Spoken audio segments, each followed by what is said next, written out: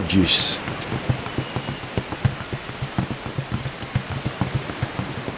Eintucht.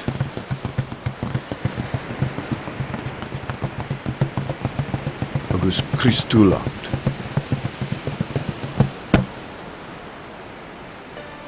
It is hereby declared and decreed that the purpose of this organization, the Ancient Order of Hibernians, is to promote friendship, unity, and true Christian charity, to foster and sustain loyalty to our country and community, to aid and advance by all legitimate means the aspirations and endeavours of the Irish people for complete independence, promoting peace with justice and equity for Ireland, to foster the ideals and perpetuate the history and traditions of the Irish people, to promote Irish culture and language,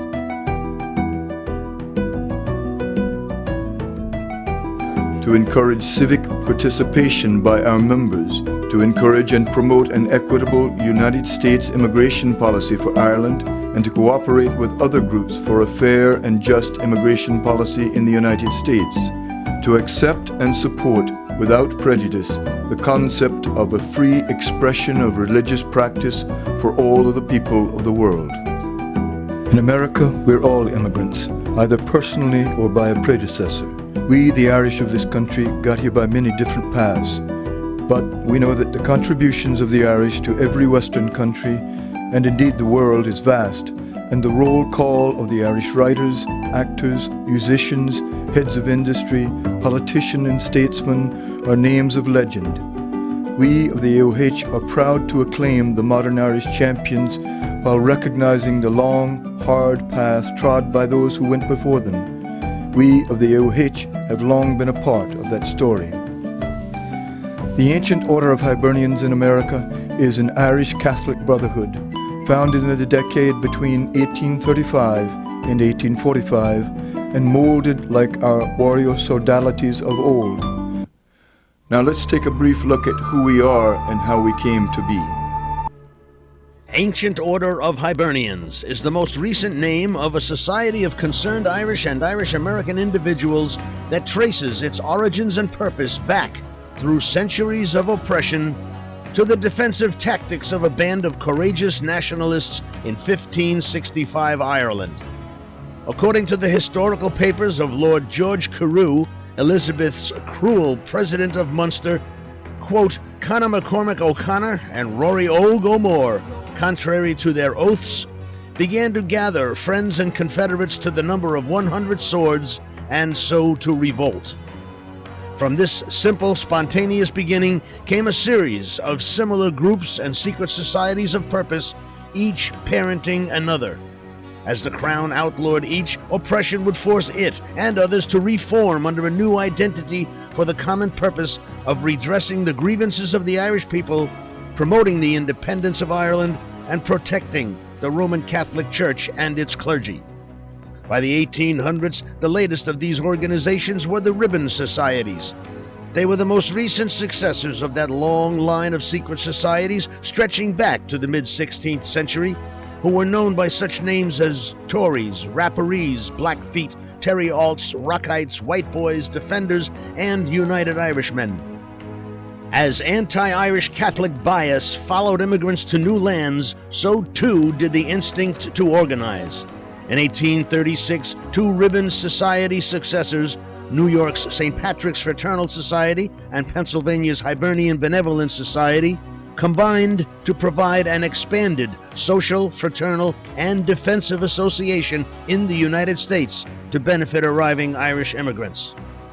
As its charter grew to include additional charitable, cultural, and benevolent activities, as well as a shared loyalty to their adopted country, the new coalition attracted other similar societies, and a new name was chosen to represent them all.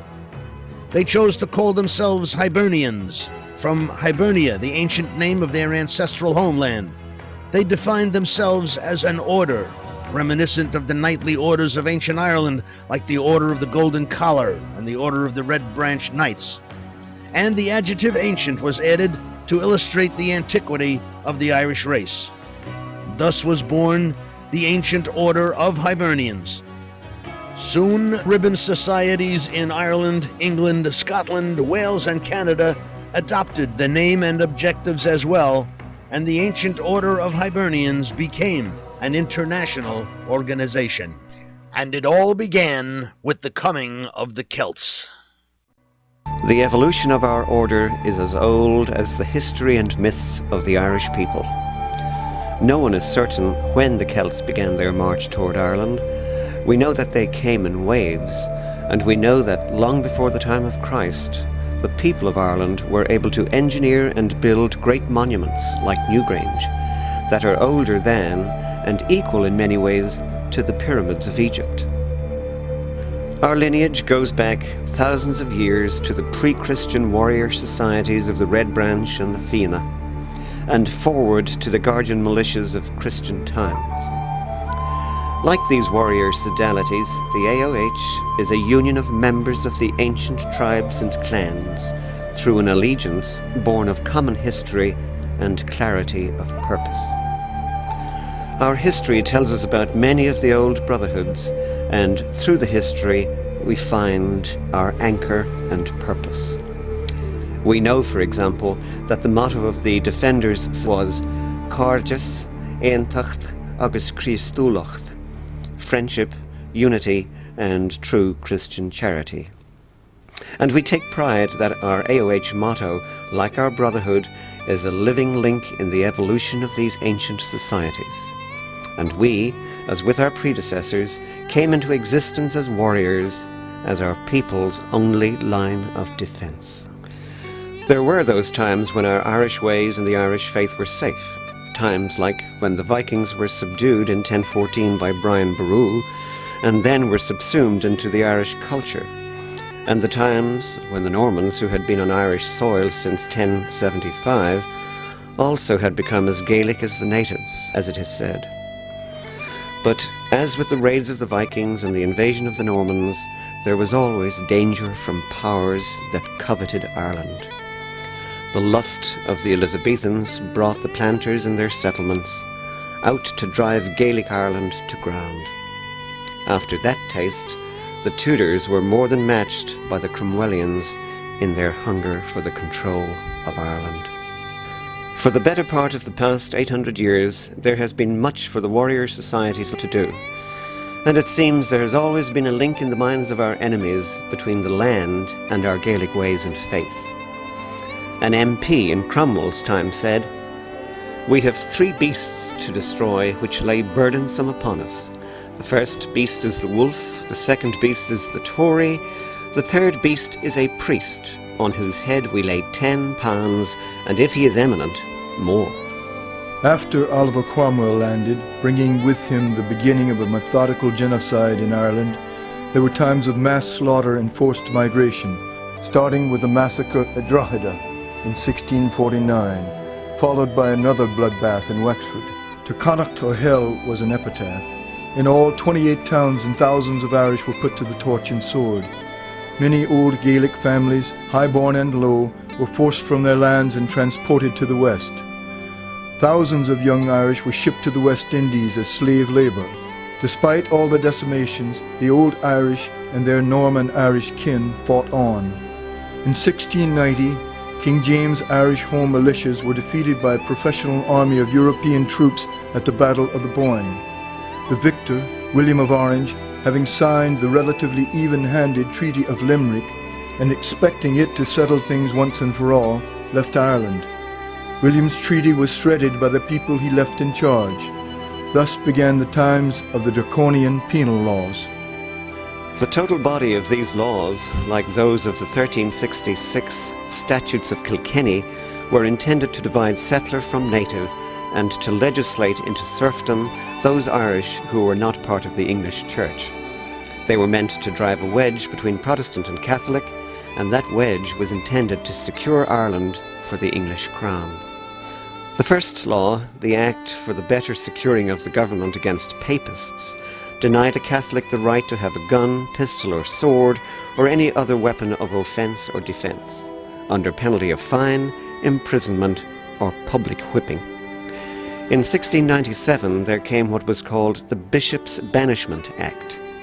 The law required all Catholic clergy to leave Ireland by May 1st, 1698, under the penalty of transportation, indentured servitude, for life. It further stated that if any returned, they would be hanged, drawn, and quartered. The Brotherhood was raised to protect church and clergy, clan and cottage, hearth and home, defend Gaelic values and Irish faith. As with the old societies who defended clan and king, we banded together to protect the lives of priests and religious at a time when priest hunting was encouraged as a sport. The order guarded them whilst they served our people, celebrating the Mass in secret and educating our children behind hedges and stone walls.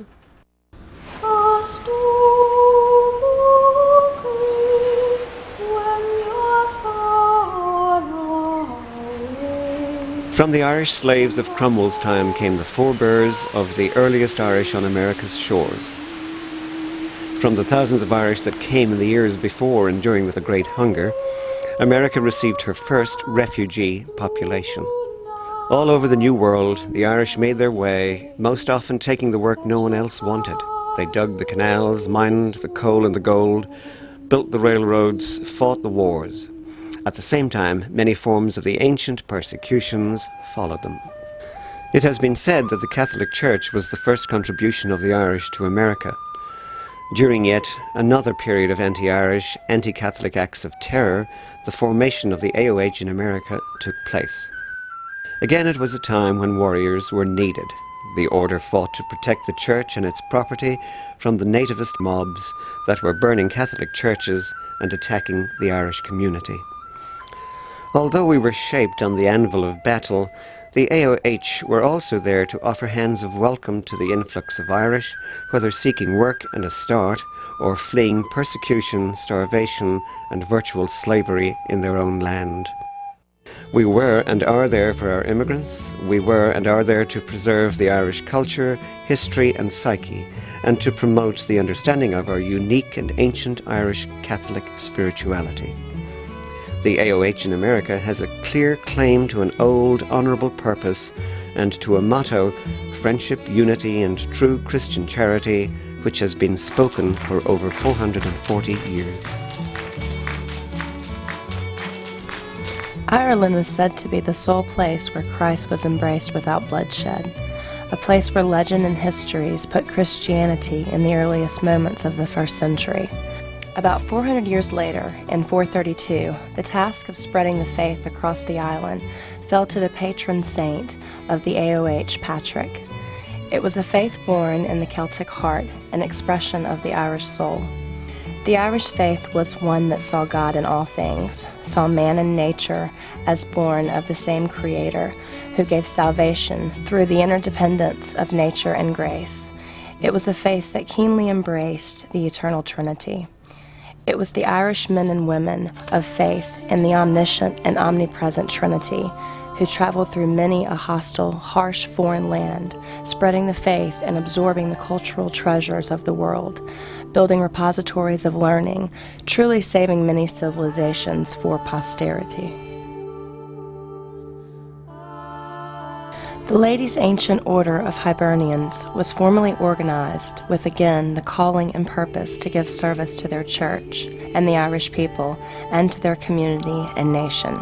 They began under the names of the Daughters of Erin, and so they are. The patron is St. Bridget. Their goals, like their motto, are virtually the same as those of the AOH. It is said that the great Cuchulainn, mightiest of our heroes, was taught the art of war from the great female champion, Scata, in Alba. In ancient Ireland, and up until the forced conversion to English law, Irish women were accorded much the same rights and responsibilities as men, including in matters of such importance as property, education, leadership, and even warfare. So the LAOH's emergence as a force for Irish diaspora is as sound as that of the AOH, and is also grounded in ancient Irish history. The LAOH celebrated their 100th anniversary in 1994. In 1995, the AOH began Project St. Patrick, a program for vocations to the priesthood. This program offers stipends to members of the AOH or sons of members who wish to enter the seminary. All priests of the Catholic Church are admitted as members of the order. Therefore, we see a reverence and support for the Church and for learning, stretching across the ages from the earliest days, through the golden age of Irish monasteries and universities, across all of Europe, and down to the present. One of our most important advocacies is the right to life, believing that the life of every child is precious. Both the Ladies AOH and the Ancient Order of Hibernians maintain a solid pro-life position, with a right to life office at each of the national, state, county, and division levels dedicated to saving the lives of both the born and unborn. And the Order continues to care for our young people throughout their lives. We have a scholarship program at the University of Notre Dame for the sons or daughters of the members of the AOH and the LAOH. Several other Irish studies programs are also supported by the AOH and the LAOH, like the Irish Way scholarships, which sends members' children to Ireland for a summer of study and to experience modern life in their ancestral home. The children of the world, and certainly our own Irish children, have a special place in the hearts and activities of the Order. The AOH and LAOH work to fund Catholic charities and education, with projects for children with special needs, as well as many outreach programs for the children who live in the 6 counties of the North. The traveling children and the children who have suffered because of the hostilities in the North are both examples of Irish children who are in need of our care and assistance. Our members have visited with staff and the little girls of the Holy Cross School, a school that has come to symbolize the terrible price the political hostilities exact, even on the youngest people of a community. These children have come to represent both the highest courage of the besieged and the calamity in the lives of all the innocents, those on both sides, nationalist and unionist, all caused by the unsettled troubles that, 30 years on, still threaten peace and life. These people of the 6 counties, these children and their families, need our prayers and our support as they wait for the promised changes of the Good Friday Agreement. The events affecting the lives of our brothers and sisters across the pond in Ireland are important to the members of the Order. The AOH has a presence at almost all of the Irish commemorative events. The Bogside Memorial Service is held every year in Derry, and for each year since 1972, the AOH has been there to honour the 14 lives cut down by the rifle fire of British troops while in a peaceful, unarmed civil rights protest against the internments on what is known as Ireland's most recent Bloody Sunday.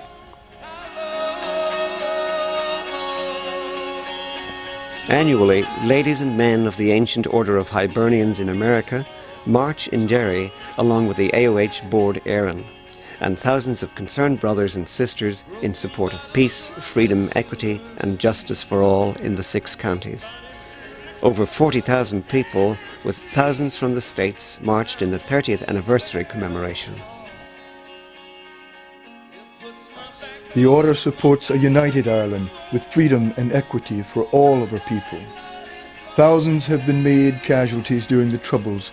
Hundreds of thousands have died in the 800 years of foreign occupation. Some chose self-sacrifice as the ultimate cry for Susha, freedom.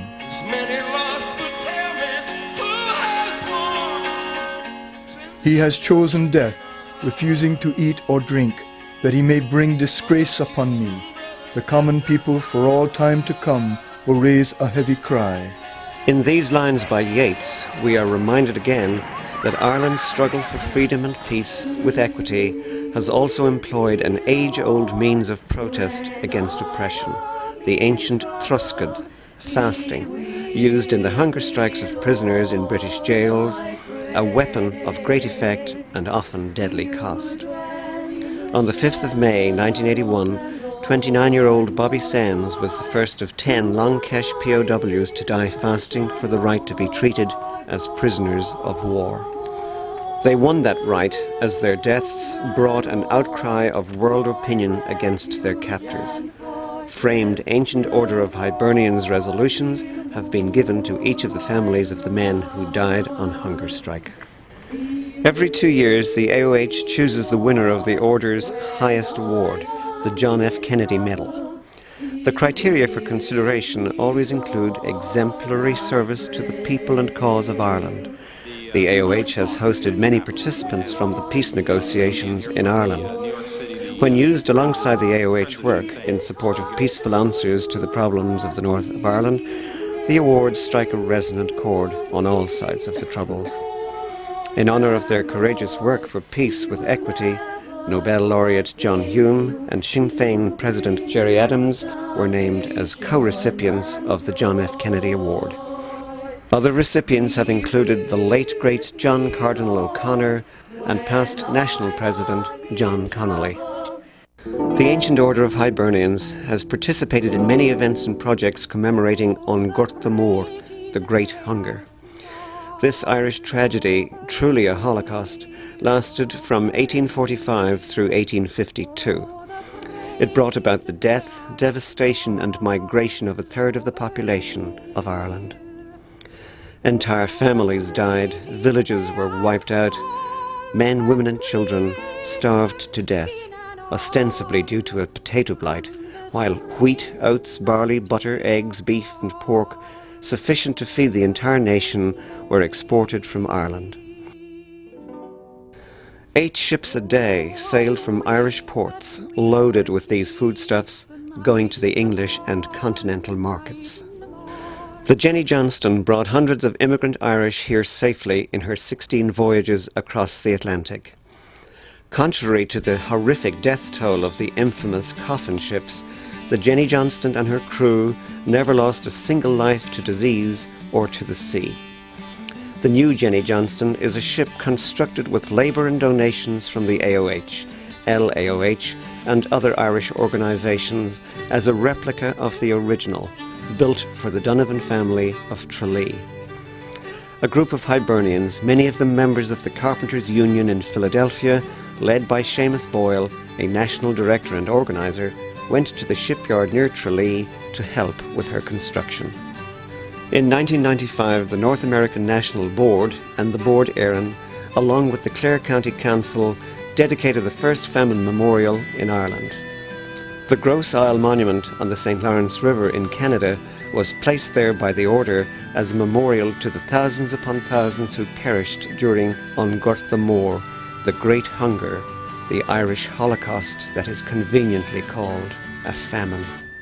The famed Molly Maguires were all trade unionists, Irish immigrants, and members of the Ancient Order of Hibernians. In 1995, the AOH had a wake ceremony at the Carbon County Jail where several of the Mollys were hanged. Jack Kehoe was hanged in 1878 for the murder of a mine foreman. A century later, the governor of Pennsylvania granted Kehoe a posthumous pardon. The governor wrote, "It is impossible for us to imagine the plight of the 19th century miners in Pennsylvania's anthracite region." And he said that it was Kehoe's popularity among the miners that led mine owners to fear, despise, and ultimately destroy him.